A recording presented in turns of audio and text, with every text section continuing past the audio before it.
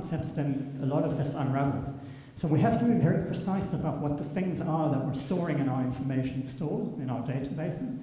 So Technical University of Munich had a team, and I'll recognize Andre Gorman and his students there, who are dealing with the ontology of the BIM to Twin project. And they're trying to reuse, I should say, ontology, just for the sake of our discussion now. What I mean is data schema, or how we define the object classes and the relationships between them that define our data, our information. So they're reusing other existing ontologies, but I'm going to show you the core of the thing, which is here. What they've done is sat down and said, well, if we understand from a principal point of view that we have intent and status information, we have physical and virtual, well, we're only dealing with virtual. So we have virtual intent and virtual status, then that's exactly what we should do in our data structures. We should have a project intent set of classes and relationships, and we should have a project status set of relationships and classes. This is just the kernel of it, but you'll see right away that what this enables is comparison, because now I can say, well, I intended using such and such quantity of resources for a particular task, but actually I used something else. Now I can compare and say my resource usage is too little, too much, too late, too early, too good, too bad, or whatever. This is much more extensive, and what you're seeing here is how this is being implemented. The implementation partners here are Orange. Well, I guess most of us know Orange is a mobile phone company. But in Europe, their core technology center is much more than that. They're trying to build information systems for the future, and one of them is what we call a graph database. They are using the graph database primarily for cell phone information and to push information to cell phones, but it is a very big cloud database. So they're providing the cloud database, they're partners in the project. And what we've been able to do is take BIM models of buildings, break them up to floors, that's the detail, but then express them as objects in a graph in the cloud, entirely in the cloud. Ling is here, and he did some pioneering work in this kind of idea 5 or 6 years ago before the rest of us understood it very well, but now it's becoming mainstream. So what that means is that we can have very big data sets in the cloud that are objects and nodes and edges that relate one to the other. But the huge advantage is we can have data streams from the site, monitored data streams of very different kinds that connect and link into the building objects and then link into both design and intent. And I can have a set of intent and a set of status and begin comparing and doing major things on very, very big data sets that are operational. I should recognize that our other partner in that is Siemens. Okay. Next step, predict performance. Now we want to say, imagine we have this grand graph database of what we're doing and what we've done. Can we use it to predict into the future? And we at Technion are building a system that is primarily based on agent-based simulation. We take things from the digital twin. That the graph platform is called Thing-In. Orange call it Thing in the Future. So it's the Thing-In database. We use the ontology to understand what's in it.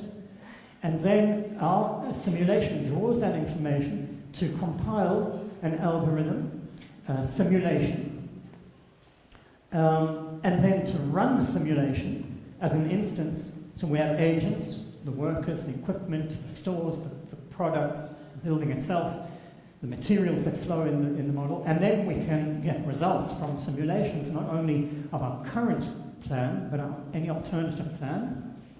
And then feed that back to the compare, to the historical data, decide what's the best plan for the next cycle, implement it back into the digital twin so that the building function can draw it from the digital twin to implement it on site. And this is what, just as an example of a graph model, an alternative plan would look like. So we have the resource consumption relations, the resources and so on. You can ignore the letters. But each node represents a piece of data with different properties.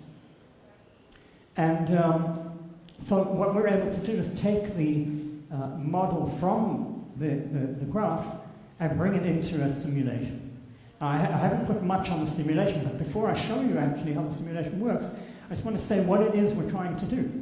If you imagine that the red line represents the time progress, construction progress versus project duration path of a construction project, I mean, I teach my students, and I guess all of us do, that this should always be an S-curve, because the S-curve is we start up slow, then we get more and more trades on site, so production rate is greater, and then at the end, some trades leave the site, so production rate levels off, and we come to the end. So the red is what you could think of as your S-curve of a typical project. And what we're saying now is, imagine we were at this point, and we want to know, are we doing well? How are we doing? We do some analysis, we figure out we're not doing so great, and we have some ideas about what we could change in the product and the process. So we simulate them, and we get a whole bunch of results.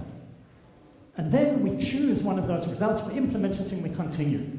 Didn't work out so well, so we do it again, so we do another cycle, and so on. So the multiple lines each represent a set of simulations. Here is how one simulation like that might look. This is just a short time piece of the project. So we have a reference project. We're using a reference project that's finished. That's why we have the complete red line. But we have a simulation of the baseline plan in the orange curves and simulations of our one alternative plan in the purple. Each plan is simulated hundreds of times, which creates this fan of outcomes. And then we look at them and we say, well, on average, we'd probably be better off with the purple plan, probabilistically. Here is an actual example from a particular project, and you can see here that the standard plan, the baseline plan, had some distribution of project duration, expected project duration, and our alternative plan has a better expected duration. You can see that the average here is 140 days, that's 147 days, and so you might say, okay, let's adopt the changes that we analyzed through doing these simulations. And then we present that to production managers on site. In the meantime, we have people in the loop. So production manager sits on site and says, okay, tell me what I should do. And the system says, okay, you can, firstly, when you set up your alternative plans, you can make changes. Your concrete crew currently has 15 people. You can reduce it to 14, 12, you can increase it to 17, 20, whatever. You can slide that up and down. Your block delivery rate currently is 160 blocks a day. You can, cubic meters a day. You can ask them to deliver faster, slower. You can change all of these different parameters. And if you do that, these will be your outcomes. So what this is doing is not running simulations, but it's drawing on a set of simulations to run the previous night and saying, if you make those changes, here are the results that you will have. And then you can say, fine, tell me in the end, so here's my baseline plan, here's my alternative plan, and I can accept or reject or ask to check new plans or do something else. Fundamentally, what I'm doing is I'm leveraging the power of the digital twin and the analysis to give the project manager, the production manager, site manager, situational awareness, thorough information, and the ability to compute what-ifs that's well beyond what their own intuition could tell them. And so I'll finish about BIM to Twin and say that I just acknowledge the different partners in the project because they're all key to pulling this all together. The project's about 2/3 of the way through its four-year life, and we hope to be able to at least demonstrate some sort of feasibility of the different systems that comprise the whole puzzle. So let me try and draw some conclusions. I have a few moments, right? Well, I started out 45 minutes ago or thereabouts, saying that this was the current construction industry paradigm. That's more or less where we're operating now. And so if I want to compare that to where we would like to be, I think in a digital twin construction paradigm for the industry, one day, we'd like to be able to have lean production planning and control with PDCA cycles, not critical path method, but something more similar to what you've seen here, being run through agent-based simulations, not through deterministic networks. Because doing that, we can improve flow of production. And by improving flow of production, we really can reduce all the different wastes that we have. And it's not easy, so using simulation is a good way to optimize for that. The organizational structure might become one where platform providers have subcontracted servers. So instead of our general contractor actually managing the building, we might have a platform company, software company essentially, who do things through subcontractors who are not subcontracted to a particular project, but they might be subcontracted to the company. A bit like a driver is subcontracted to you as the passenger in an Uber vehicle for a short time, but fundamentally they're working for the Uber and not for a particular project. So that way we could have subcontractor crews who work for DTC company, whatever, and they are paid by them. Information technology and communications. Well, I've put cloud BIM, but I really mean digital twin construction, with subgraphs, and project intent and status for products and processes, and intelligent and optimized controls using simulations and so on.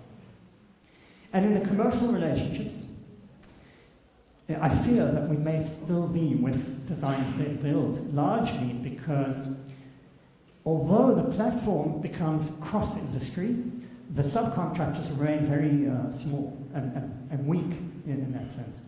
And so they may be contracted per product still, rather than for a service or for their time. So that might just remain that way, who knows? Thank you very much, Rafael.